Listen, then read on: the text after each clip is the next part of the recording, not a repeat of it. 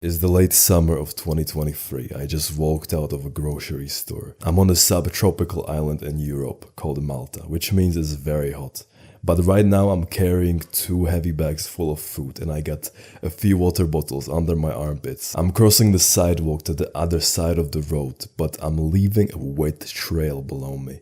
My forehead is dripping sweat. I look at my friend Thomas, who is laughing at me. But he's carrying 2 more heavy bags as well, so it doesn't last long. Me and Thomas walk around the corner of the street and now we are walking in a valley surrounded by 2 tall buildings. And all I can see is a straight, stretched out road ahead of me that I have to walk through. But my shoulders are ripping apart. Every step I take feels harder and heavier because it's boiling hot. I stop for a second, but instead of resting, I start to argue in my own head. This is so stupid.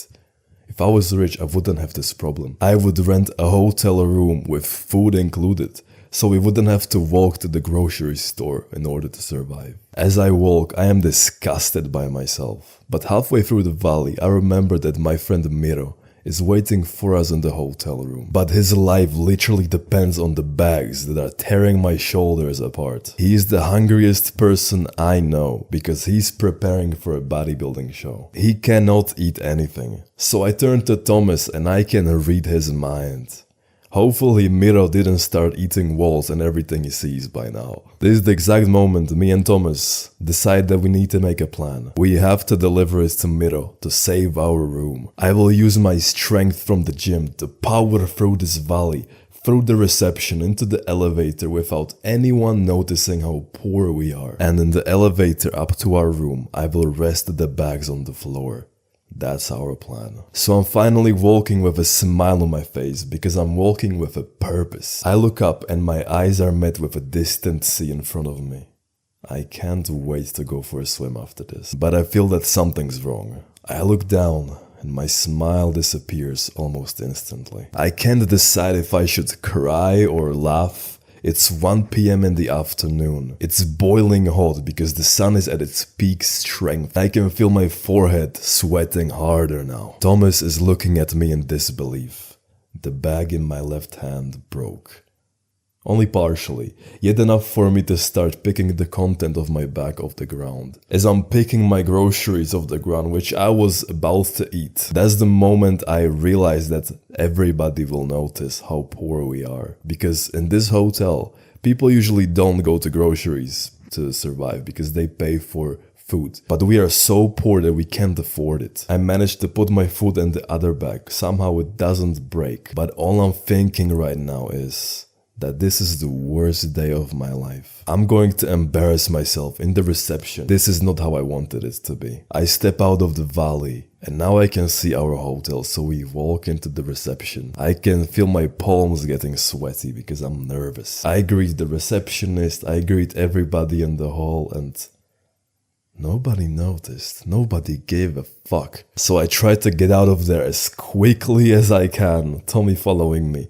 Now we are in the elevator. So now we are finally resting our bags on the ground. I can finally feel my arms relax. We will finally feed ourselves and Miro, who is now probably searching for insects around the room. But Tommy has a different plan.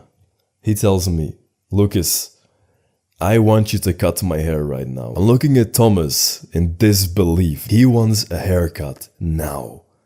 This cannot wait. He asks me to cut his hair. I am not a barber and I never planned on being one. Yet today is my debut because I agree to go with it. He wants me to cut his hair before we eat, so I can already imagine what Miro is gonna do. We step out of the elevator and I can see 3 rooms. And one of them is ours, so we go there and we knock. Because Miro is the only one in there with a key. We don't have a key. So I knock 2 times.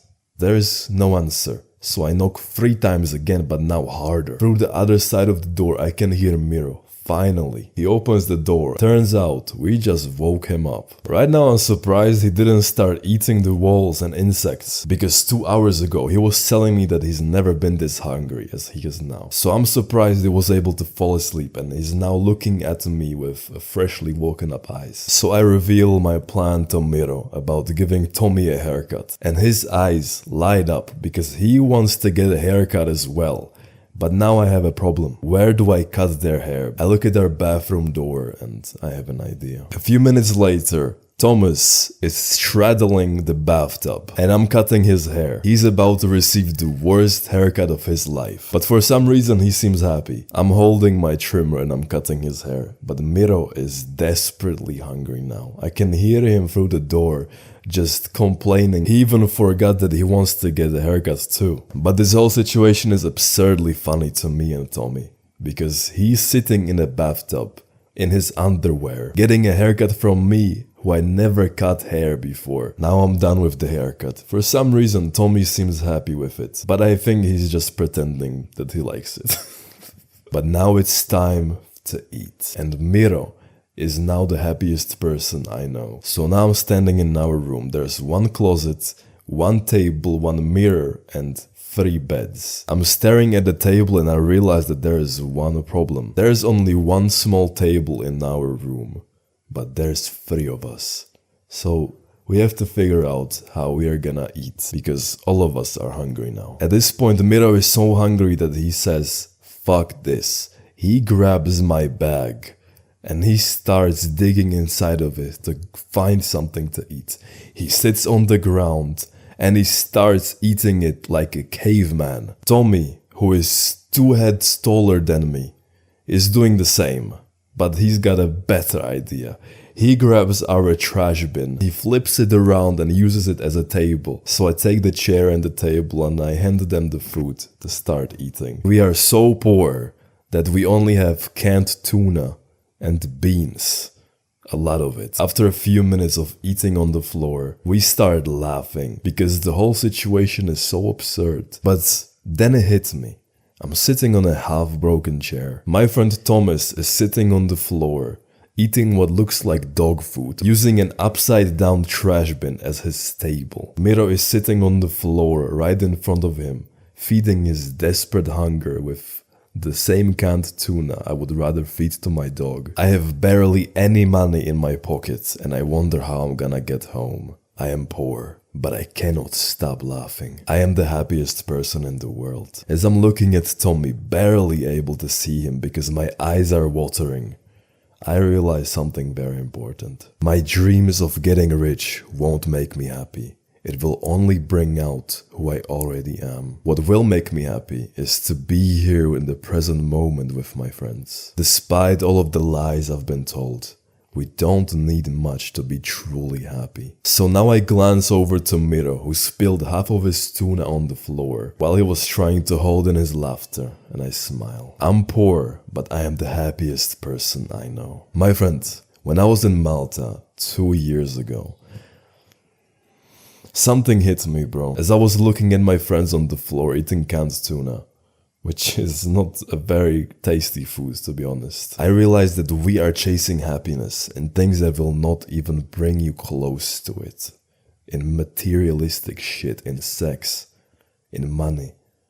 Bro, I did not have any money. I did not have any girls around. But I was the happiest person in the world. That's because I was here, I was in the present moment. I was enjoying my time with 2 of my best friends. We tend to seek happiness in the outside world, but in reality, it's inside of you. It's inside of every single one of us. And the truth is, bro, many people online tell you that you need to be unhappy to be successful, bro, but I don't believe that's true. Because you can be happy and achieve success that way. It's much more enjoyable. And you will most likely attract more positive energy around you, because when you are happy and you are all positive, you attract the same thing, because you attract what you are. So I hope this story will serve you well, my friend. If you like this video, join us and click the subscribe button right now. If you didn't, I think it's time for you to go, because this might not be for you. It's too much. You need to scroll on TikTok if you're not banned. to feed your dopamine brain. We go above and beyond. Bah!